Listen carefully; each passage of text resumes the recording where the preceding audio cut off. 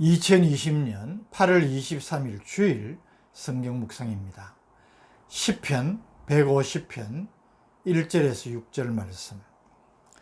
할렐루야, 그의 성소에서 하나님을 찬양하며 그의 권능의 궁창에서 그를 찬양할지어다. 그의 능하신 행동을 찬양하며 그의 지극히 위대하심을 따라 찬양할지어다.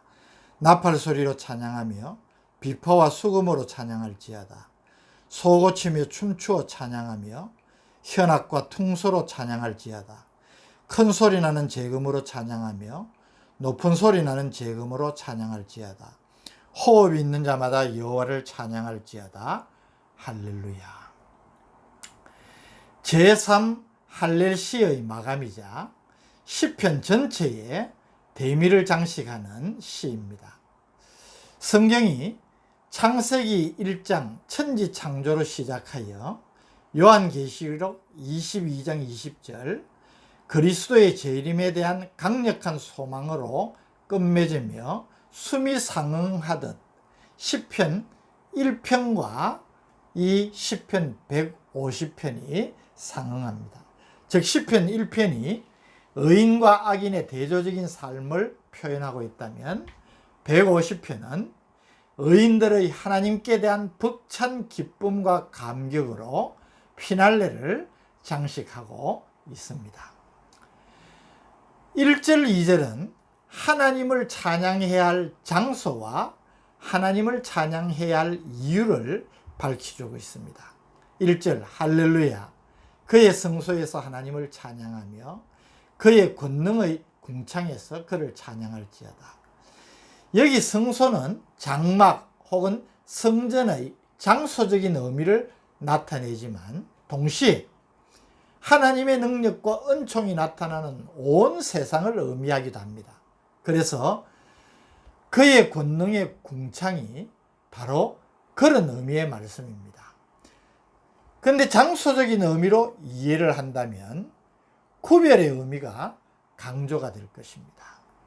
그것은 온 우주 어디에서나 하나님을 찬양할 것이지만은 특히 하나님께서 구별하신 성전에서 하나님께서 구별하신 존재인 성도들은 하나님을 찬양해야만 한다는 것입니다.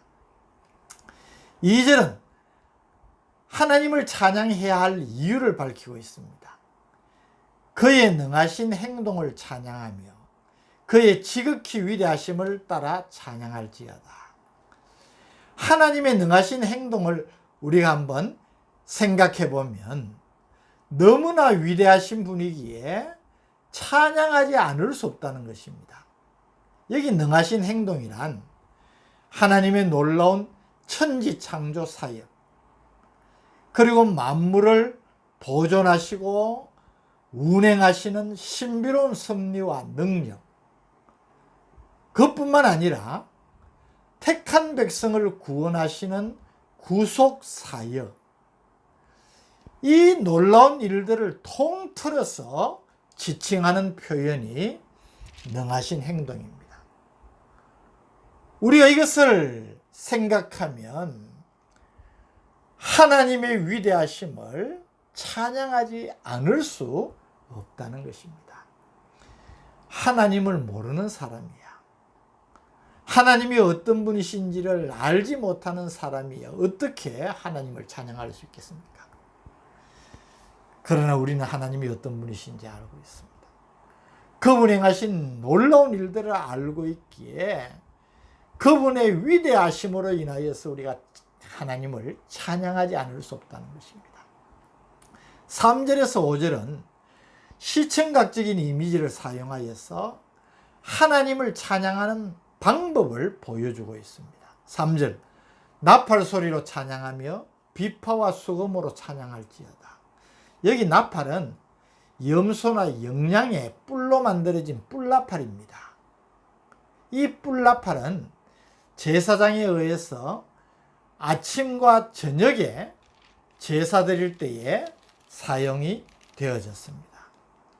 비파와 수금은 서민들이 사용하는 이 현악기를 이야기하고 아주 보편적인 그런 악기죠. 4절 소고치며 춤추어 찬양하며 현악과 퉁소로 찬양할지어다. 여기 소고는 타악기입니다.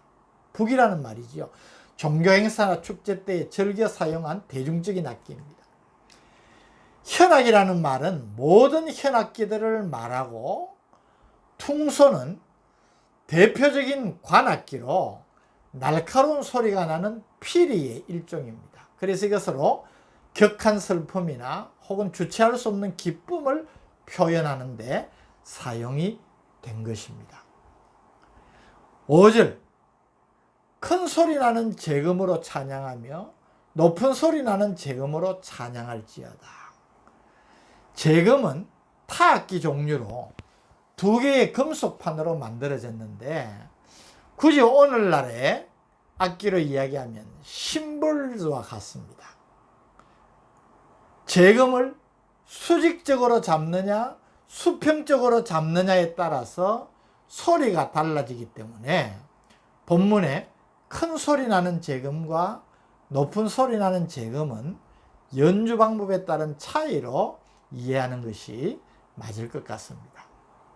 어쨌든 이 3절에서 5절은 무슨 말이겠습니까? 우리가 하나님을 찬양하되 우리가 동원할 수 있는 모든 악기를 다 동원해서 춤을 추면서까지, 이 말은 무슨 말이겠습니까? 정말 가슴에서 우러나오는 기쁨과 감사, 감격을 가지고 하나님을 찬양하는 것입니다. 오늘 우리의 찬양은 어떠한지 생각해 봐야 되지 않겠습니까? 정말 우리의 가슴 속에서 우러나오는 이 기쁨과 감사와 감격이 우리의 찬양에 담겨 있는가? 할 수 없어서 그렇지 가능한 모든 악기를 동원하여서 하나님을 찬양하는 이 찬양의 은혜가 풍성해지기를 저는 바라는 것입니다. 마지막 6절은 찬양의 주체와 그 자세를 우리에게 말하고 있습니다. 호흡이 있는 자마다 여호와를 찬양할지어다. 할렐루야. 본시의 결론이자 시편 전체의 결론이라 할 수 있습니다. 호흡이 있는 자마다, 숨을 쉬는 모든 생명체는 라는 의미입니다. 하늘과 땅, 바다와 모든 생명 있는 존재는 다 하나님을 찬양할지어다 라는 선언인 것입니다. 시편 전체의 대단원인 이 시편 150편은 6절의 짧은 시입니다. 그런데 이 6절 9절 가운데 찬양이라는 단어가 11번이나 나타납니다.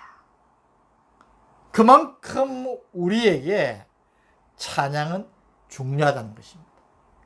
하나님을 찬양하는 것은 모든 생명 있는 존재들의 그 존재 목적이자 마땅한 본분입니다. 특별히 하나님의 형상으로 지음받은 우리 인간들이야말로 하나님을 찬양하지 않을 수 없는 존재들입니다.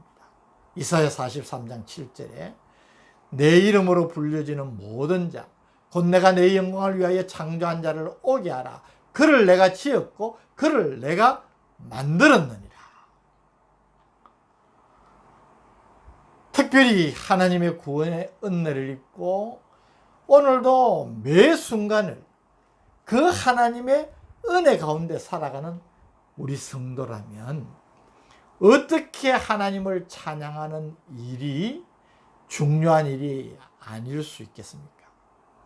또 그 일이 얼마나 우리에게 복된, 우리가 가질 수 있는 최고의 특권적인 은혜 아니고 무엇이겠습니까? 그래서 시편 147편 1절에는 할렐루야 우리 하나님을 찬양하는 일이 선함이여 찬송하는 일이 아름답고 마땅하도다.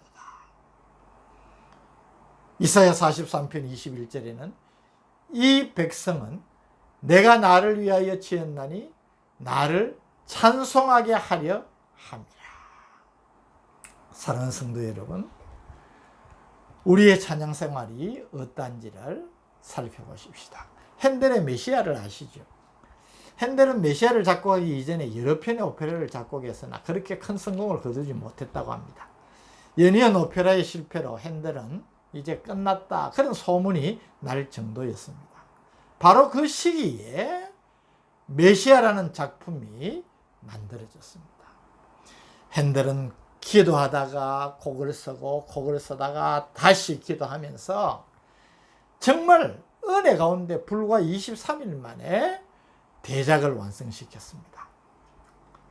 합창곡 44번 할렐루야의 작곡을 마쳤을 때 핸델은 눈물을 흘리면서 이렇게 고백했다고 합니다. 나는 영광스러운 천국과 나의 위대하신 하나님을 보았노라. 이렇게 만들어진 곡이 메시아입니다. 1743년 3월 런던에서 황제 조지 2세의 참사가에 메시아 첫 공연이 있었습니다. 많은 사람들의 가슴이 뜨거워지고 감격의 눈물을 흘렸습니다. 드디어 할렐루야의 합창이 나오자 조지 2세 황제는 그 감사와 감격을 이기지 못해서 자리에서 벌떡 일어났습니다. 그것이 관례가 되어서 오늘날까지 할렐루야를 들을 때에 누구든지 자리에서 일어나서 하나님을 찬양하게 되는 것입니다. 우리 하나님은 실로 찬양과 영광을 받으시기에 합당하신 분입니다. 그래서 살아있다면 우리의 삶 속에서 찬양이 넘쳐나야 될 줄로 믿는 것입니다. 참 안타까운 것은 신앙생활 하는 가운데 예배에서조차 찬양의 은혜를 누리지 못하는 사람들을 들어보게 됩니다. 얼마나 안타까운지 모릅니다. 오늘 주일입니다. 이 주일에 하나님께서 구별하신 거룩한 성전에서 여러분의 가슴 속에서 터져나오는 기쁨과 감사와 감격의 찬양이 하늘의 보좌를 진동시키는 산 예배가 되기를 바랍니다. 그리고 여러분의 삶 속에서 호흡이 자연스러운 것처럼 하나님을 찬양하는 이 찬양의 은혜가 넘쳐나는 우리 성도들 되시기를 주님의 이름으로 축복합니다. 오늘 시편 150편 마지막 시를 통하여서 찬양의 중요성과 또 특별히 하나님의 구원의 은혜를 입은 성도인 우리에게 하나님을 찬송하고 찬양하는 이 일이 얼마나 당연하고도 가슴 벅찬 은혜인지를 깨우쳐 주심을 감사합니다. 호흡이 있을 동안에 우리의 입술이 열려질 때마다 하나님의 위대하심과 그 사랑과 그 은혜를 찬양하는 우리가 되게 하여 주옵소서. 예수님의 이름으로 간절히 기도드립니다. 아멘.